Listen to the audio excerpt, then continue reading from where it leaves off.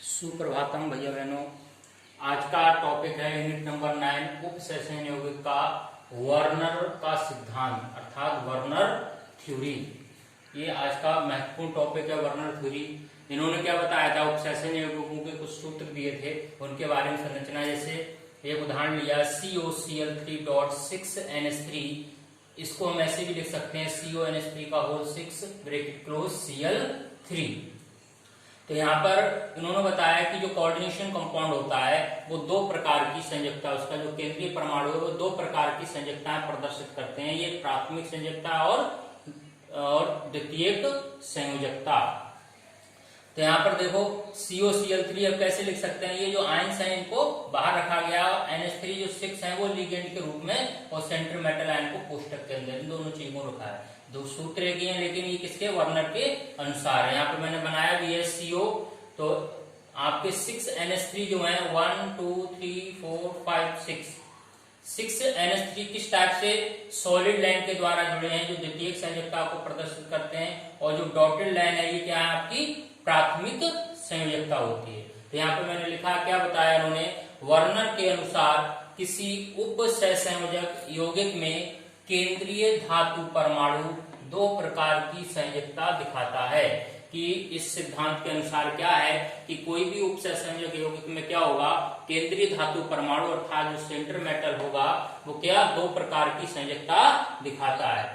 Number 1 प्राथमिक संयोजकता। अब प्राथमिक संयोजकता के बारे में क्या बताया उन्होंने, ये ऋणायनों द्वारा संतुष्ट होती है। जो प्राइमरी वैलेंसी होगी वो किसके द्वारा सेटिस्फाई होगी, ऋणायनों के द्वारा संतुष्ट होती है। नंबर 2 ये विलयन में आयनित हो जाती है। जो आपकी प्राइमरी वैलेंसी है वो विलयन में क्या होती है, आयनित हो जाती है अर्थात आयनी प्रकृति की होगी।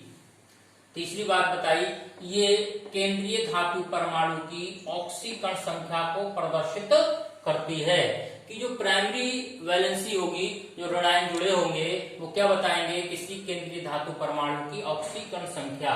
तो यहाँ पर प्राइमरी वैलेंसी से 3 Cl जुड़े हैं, डॉटेड लाइन से 1 2 3, अर्थात इस सेंटर मेटल आयन की ऑक्सीडेशन नंबर कितनी हो गई, 3 हो गई। आगे कहा इन्होंने नंबर 4 में, इसे बिंदुदार रेखा द्वारा प्रदर्शित करते हैं। जो प्राइमरी वैलेंसी है उसको डॉटेड लाइन से प्रदर्शित करते हैं, जैसे मैंने यहाँ कंपाउंड में दिखाया है इसको। नेक्स्ट, प्राथमिक संयोजकता से जुड़े आयनों को कोष्टक से बाहर लिखते हैं। जो प्राथमिक संयोजकता से जुड़े आयन होते हैं जैसे 1 2 3, तो इनको कहाँ रखेंगे, कोष्टक से बाहर लिखते हैं। नेक्स्ट, प्राथमिक संयोजकता की प्रकृति दिशात्मक अदिशात्मक होती है, नॉन डायरेक्शनल होती है। जो प्राइमरी वैलेंसी है उसका नेचर कैसा है, नॉन डायरेक्शनल होता है, अर्थात हम कह सकते हैं इनके द्वारा उप सहसंयोजक यौगिक की ज्यामिति या संरचना का निर्धारण नहीं होता है। कि जो कोऑर्डिनेशन कंपाउंड होता है कि इस प्राइमरी वैलेंसी के द्वारा ना तो हम इसकी ज्योमेट्री या स्ट्रक्चर का निर्धारण नहीं कर सकते हैं। तो ये इतनी बातें बताई उन्होंने प्राइमरी वैलेंसी के बारे में। अब दूसरी प्रकार की वैलेंसी को द्वितीयक संयोजकता। द्वितीयक संयोजकता क्या होती है, ये ऋणायनों धनायनों व उदासीन अणुओं द्वारा संतुष्ट हो सकती है। द्वितीयक संयोजकता पर ऋणायन भी हो सकते हैं, धनायन भी हो सकते हैं और उदासीन अणु भी हो सकते हैं। तो ये ऋणायनों धनायनों व उदासीन अणुओं द्वारा संतुष्ट हो सकती है। दूसरी बात, ये केंद्रीय धातु परमाणु की उप सहसंयोजक संख्या को प्रदर्शित करती है। अर्थात अगर हमें द्वितीयक संयोजकता पता चल जाए कितनी होगी तो हम उसकी कोऑर्डिनेशन नंबर बता सकते हैं। जैसे इस कंपाउंड में कोबाल्ट की कोऑर्डिनेशन नंबर कितनी होगी, द्वितीयक संयोजकता 1 2 3 4 5 6, तो इसकी कोऑर्डिनेशन नंबर कितनी आएगी, 6। तो सेकेंडरी वैलेंसी क्या करती है, कोऑर्डिनेशन नंबर को शो करती है। नेक्स्ट, ये विलयन में आयनित नहीं होती है, और जो होगी ये विलयन में आयनित नहीं होगी। नेक्स्ट पॉइंट, इसे सतत रेखा अर्थात एक सॉलिड लाइन द्वारा प्रदर्शित करते हैं। इसे एक सतत, तो यहाँ पर दिखाया है मैंने जो वैलेंसी है वो सॉलिड लाइन की, वो सब क्या है आपकी सेकेंडरी वैलेंसी है। नेक्स्ट, द्वितीयक संयोजकता से जुड़े लिगेंड व केंद्रीय धातु परमाणु को कोष्टक में लिखते हैं। अब सेकेंडरी वैलेंसी से जो भी लिगेंड जुड़े होंगे वो केंद्रीय धातु परमाणु होंगे, उनको कहाँ लिखेंगे? कोष्टक में। तो यहाँ पर देखो CO और जो NH3 है उनको कहाँ रखा गया है? कोष्टक के अंदर लिखते हैं। नेक्स्ट, द्वितीयक संयोजकता प्राथमिक संयोजकता की अपेक्षा प्रबल बंध बनाती है। जो द्वितीयक संयोजकता से जुड़े हुए जितने भी अणु होंगे उनके बॉन्ड क्या होंगे? प्राइमरी वैलेंसी के अकॉर्डिंग मजबूत होते हैं, प्रबल होते हैं। अर्थात अगर हम इस कंपाउंड को जल में डिसॉल्व करेंगे तो ये आयंस निकल जाएंगे Cl3 अलग और ये वाला पार्ट अलग रहेगा।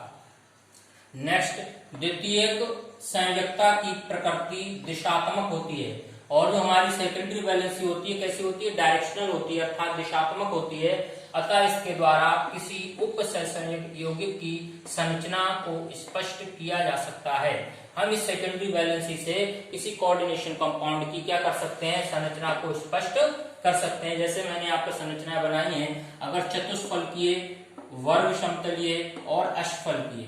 चतुष्फलकीय होगी तो क्या होगा? सेंटर मेटल यहाँ पर होगा M के स्थान पर और कोनों पर क्या होंगे? फलक के आपके लिगेंड्स होंगे। वर्ग समतलीय में वर्ग के सेंटर में कौन होगा? सेंटर मेटल और चारों कोनों पर लिगेंड्स होंगे। इसी प्रकार अष्टफलकीय में 6 लिगेंड होते हैं। सेंटर मेटल कहाँ रखेंगे? सेंटर में, और 6 लिगेंडों को अष्टफलक के कोनों पर प्रदर्शित करते हैं। एक उदाहरण और लिया मैंने, COCl3.5NH3.H2O, या हम इसको कैसे लिख सकते हैं? CONH3 का होल 5 और H2O ब्रैकेट क्लोज Cl3। तो यहाँ पर देखो इसकी संरचना वर्णन के अनुसार कैसे बना सकते हैं? सेंटर मेटल CO हो गया और प्राइमरी वैलेंसी से कौन जुड़ा है? 3 Cl जुड़े हैं, 1 2 3 डॉटेड लाइन वाले, और 5 लिगेंड NH3 के रूप में, तो 1 2 3 4 5 सॉलिड लाइन से, और एक वाटर है तो उसको भी सॉलिड लाइन से। तो यहाँ से स्पष्ट हो रहा है, यहाँ भी कोबाल्ट की कोऑर्डिनेशन ऑक्सीडेशन स्टेट कितनी होगी? प्राइमरी वैलेंसी को गिनो 1 2 3, तो आप बता सकते हैं 3, और कोई कोऑर्डिनेशन नंबर पूछेगा तो सॉलिड लाइन को गिन लो 1 2 3 4 5 6, तो कोऑर्डिनेशन नंबर कितनी हो जाएगी? 6। तो ये थी वर्नर का सिद्धांत, उसके द्वारा कुछ कंपाउंड की कोबाल्ट के हमने संरचनाएं स्पष्ट की हैं। और फिर से ध्यान रखेंगे, इसको अपना स्क्रीनशॉट लेकर नोट्स को तैयार करेंगे। आप सभी भैया बहनों का दिन मंगलमय हो।